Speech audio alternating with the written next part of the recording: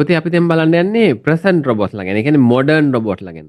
ඉතින් අතීතයේ භාවිතා වුණු රොබෝලා සහ අද භාවිතා වුණු රොබෝලා අතර තියෙන ලොකු වෙනසක් තමයි ඉස්සර භාවිතා වුණු රොබෝලා ඉලෙක්ට්‍රොනික්ස් භාවිතා කරේ නැහැ. ඒ කියන්නේ ඉලෙක්ට්‍රිසිටි භාවිතා කරේ නැහැ. ඒවා මෙකැනිකල් ඩිවයිසස් ඒවා. අද භාවිතා වෙන රොබෝලා ඉලෙක්ට්‍රොනික රොබෝලා. ඒ වගේම අද භාවිතා වෙන රොබෝලා මේ කම්පියුටර්ස් බේස් කරගත්ත වගේම ආටිෆිෂියල් ඉන්ටෙලිජන්ස් බේස් කරගත්ත රොබෝලා. ඒ නිසා අද රොබෝලා හුඟක් ස්මාර්ට්. ඉතින් මේ අද දවසේ භාවිතා වෙන රොබෝලා කීප දෙනෙක් මම ඔයාලට මේ ලෙසන් එකේදී කියලා දෙනවා. එකක් තමයි මේ Sony කම්පැනි හදලා තියෙන Sony Aibo කියන මේ රොබෝ. ඊට පස්සේ Honda කම්පැනි හදලා තිනවා Asimo කියන රොබෝ කෙනෙක්. ඒ වගේම Pepper කියන රොබෝ, Mars Rover සහ Boston Dynamics කියන කම්පැනි හදලා තියෙන රොබෝලා කීප දෙනෙක් ගැන තමයි අද මම මේ ඔයාලට කියලා දෙන්න යන්නේ. හරි.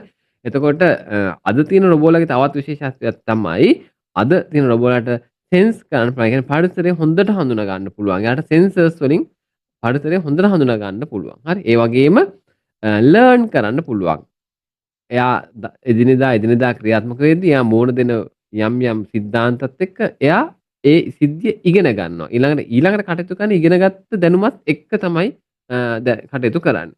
ඒ වගේම හියුමන්ස්ලත් එක්ක එකට එකතු වෙලා වැඩ කරන්න පුළුවන් මට්ටමට අද රොබෝලා දියුණු වෙලා තියෙනවා. හරි. අපි බලමු ඉතින් මේ රොබෝලා කවුද කියලා. පළවෙනිව අපි කතා කරලා බලමු මේ Honda කම්පැනි හදලා තියෙන මේ Asimo කියන රොබෝව.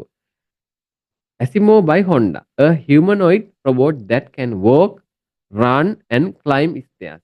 ඉතින් මේ Asimo කියන රොබෝ humanoid කෙනෙක්. මොකද්ද පුතේ humanoid කියලා කියන්නේ? humanoid කියලා කියන්නේ humans ලා වගේ, peoples ලා වගේ හදලා තියෙන රොබෝලට අපි කියනවා humanoid රොබෝලා කියලා. ඉතින් ඔන්න මතක තියාගන්න ඒක වැදගත් පොයින්ට් එකක්.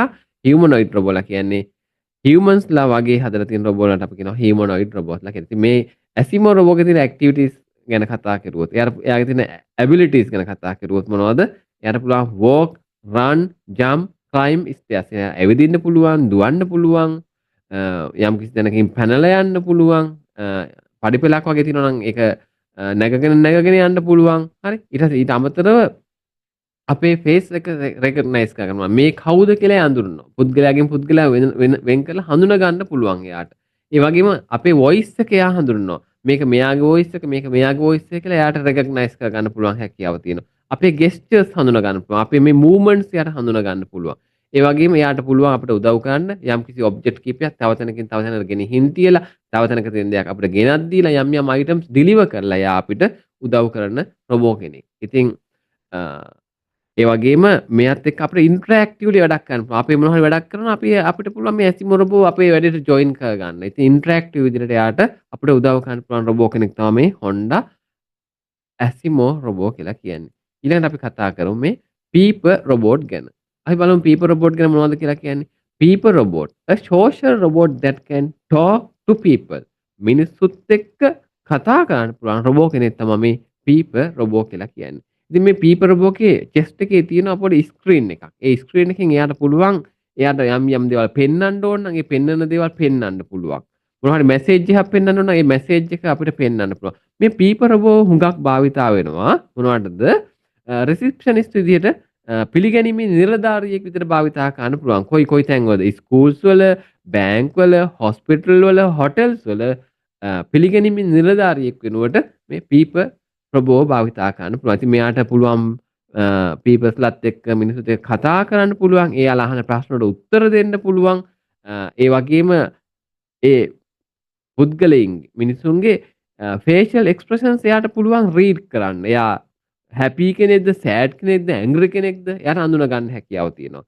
ඉතින් එයාට පෙන්වන්න මොනවා හරි මැසේජ් එකක් තියෙනවා නම් එයාට පුළුවන් මේ මැසේජ් එක එයාගේ ස්ක්‍රීන් එකේ පෙන්වන්න පුළුවන්. ඉතින් ඒ වගේ කස්ටමර් සර්විස් එකක් දෙන්න පුළුවන් විදිහේ පීපල්ස්ලත් එක්ක කතා කරන්න පුළුවන් විදිහේ රොබෝ කෙනෙක් තමයි මේ Pepper රොබෝ කියලා කියන්නේ. ඊළඟට අපි බලමු මේ Sony Aibo රොබෝ. අපි කීපවතාවක් කතා කළා මේ රොබෝ ගැන නම් Sony කම්පැනි හදලා තියෙන්නේ cute pet dog කෙනෙක්. ඉතින් මෙයා අපේ සුරතරෙක් විදිහට තමයි අපි භාවිතා කරන්නේ. Act and behave like a real pet dog. එයා ඇත්තම සුරතල් බලු පැටියෙක් විදිහට තමයි කටයුතු කරන්නේ. ඉතින් එයාටත් පුළුවන් ෆේෂියල් එක්ස්ප්‍රෙෂන්ස් අපිට පෙන්වන්න පුළුවන්. එයා හැපිද, එක්සයිටඩ්ද, එයා ස්ලීපි මූවමන්ට් එකකද ඉන්නේ කියලා එයාට අපිට පෙන්වන්න පුළුවන්. ඒ වගේම අපේ ෆේස් එකත් එයා අඳුන ගන්නවා. අපි දැන් මේ සතුටින්ද, අපි තරහින්ද ඉන්නේ, එහෙම නැත්නම් අපි මොනවා හරි අසතුටින් ඉන්න අවස්ථාවක්ද කියලා එයාටත් ඒක දැනෙනවා. ඉතින් ඒ වගේම අපිත් එක්ක ගේම් එකක් ප්ලේ කරන්න, අපිත් එක්ක සෙල්ලම් කරන්න ඉතින් එයා යොදා ගන්න පුළුවන් රියල් පෙට් කෙනෙක් වගේ තමයි මෙයා ඉතින්. හරි. අ අපි බලමු ඊළඟ රොබෝ කවුද? අපි මේ රොබෝවත් අපි කීප වතාවක් කතා කරලා තිනවා. රොබෝගේ නම මොකද්ද?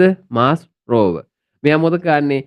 අඟහරු ග්‍රහයාගේ යම් යම් එක්ස්ප්ලොරේෂන්ස් කරන්න ගවේෂණය කරන්න භාවිතා කරන රොබෝ කෙනෙක් තමයි මාස් රෝවර් කියලා කියන්නේ. ඉතින් ඩ්‍රයිව් ඔන් රොකි මාර්ටින් අඟහරු ග්‍රහයාගේ අර ගල් තලා අතරින් එක එක බාධා අතරින් මෙයාට යන්න පුළුවන්. ඒ ගල් වලින් බේරි ඒක තුල කිසිම බාධාවක් නැතුව එයාට මූව් වෙන්න පුළුවන් මට්ටමට මෙයා හදලා තියෙන කෙනෙක්. ඉතින් මෙයා මොකද කරන්නේ? අඟහරු ග්‍රහය තුල ගිහිල්ලා ෆොටෝස් ගන්නවා, යම් යම් වැදගත් තැන් වීඩියෝ කරනවා, පස පරීක්ෂා කරනවා, ඒ තියෙන පාෂාණ පරීක්ෂා කරනවා.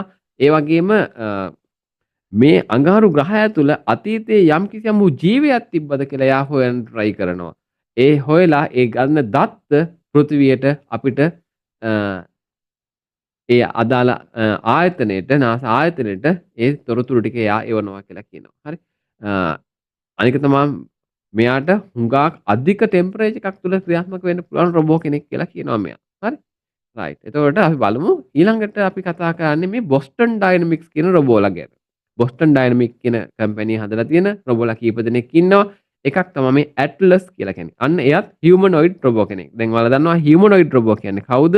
හියුමනොයිඩ් රොබෝලා කියලා කියන්නේ මිනිස්සු විදිහට හදලා තියෙන මිනිස්සෙක් වගේ රූපයකට හදලා තියෙන ඒවට අපි කියනවා හියුමනොයිඩ් රොබෝ කියලා. ඉතින් මේ ඇට්ලස් කියන රොබෝටත් රන් කරන්න පුළුවන්, ජම්ප් කරන්න පුළුවන්, ෆ්ලිප් වෙන්න පුළුවන්, අනිත් පැත්ත හැරෙන්න පුළුවන් එකපාරව හරියට බැලන්ස් කරගන්න පුළුවන්. එක එක ඔබ්ජෙක්ට්ස් තැනින් තැනට ගෙනහිල්ලා දීලා ඒක ඩිලිවර් කරලා දෙන්න පුළුවන් කෙනෙක්. ඉතින් මෙයාට පුළුවන් මේ හුඟක් බාධා සහිත පාක්ලර් ලෙවල් මූව්මන්ට්ස් කියලා කියන්නේ හුඟක් බාධා සහිත පරිසරයන් වල පවා මෙයාට ඇවිදින්න පුළුවන්, යන්න පුළුවන්. තැනකින් පැනලා යන්න පුළුවන්, තැනකින් රිංගලා යන්න පුළුවන්. ඒ වගේ බොහෝ බාධා සහිත වුණාට යාට යන්න තියෙන ගමන් මාර්ගයේ යාට ඒ බාධාවන් මැඩ පවත්වගෙන ඒ බාධා තුලින් යාට ගමන් කරන්න පුළුවන් කෙනෙක් තමයි මේ ඇට්ලස් රොබෝ කියලා කියන්නේ. ඊළඟට ස්පොට් රොබෝ. මෙයා හරියට අර ඩොග් කෙනෙක් වගේ. හැබැයි පෙට් ඩොග් වගේ නෙමෙයි. මෙයා ටිකක් ලොකු රොබෝ කෙනෙක්. මෙයාටත් පුළුවන් අර බාධා සහිත පරිසරයන් තුලම යන්න පුළුවන්. ඉතින් මෙයා හුඟක් භාවිතා කරනවා මේ අර පොලිස් සුනකයෙක් වගේ වැඩ කරන්න. එයාට පුළුවන් ඉන්ස්පෙක්ට් කරන ඩේන්ජරස් ඒරියාස් තියෙනවනේ ඒවා ඉන්ස්පෙක්ට් කරලා දෙන්න පුළුවන්. එයාට කැමරාවක් අරන් යන්න පුළුවන්. යම් සෙන්සර්ස් අරන් යන්න පුළුවන්. කැමරාවක් අරන් ගිහලා යම් තැන් ටික අපිට වීඩියෝ කරලා දෙන්න පුළුවන්. යම් සෙන්සර්ස් එයාට ප්ලග් කරගෙන ගිහිල්ලා ඒ තැන්වල තියෙන data collect කරලා දෙන්න පුළුවන්. ඒ වගේ rescue missions වලට මෙයාව යොදා ගන්නවා. මෙයාත් එතකොට බොස්ටන් ඩයිනමික්ස් කට්ටියගේ රොබෝ කෙනෙක් තමයි ස්පොට් රොබෝ කියලා කියන්නේ. රොබෝට් ඩොග් කෙනෙක්.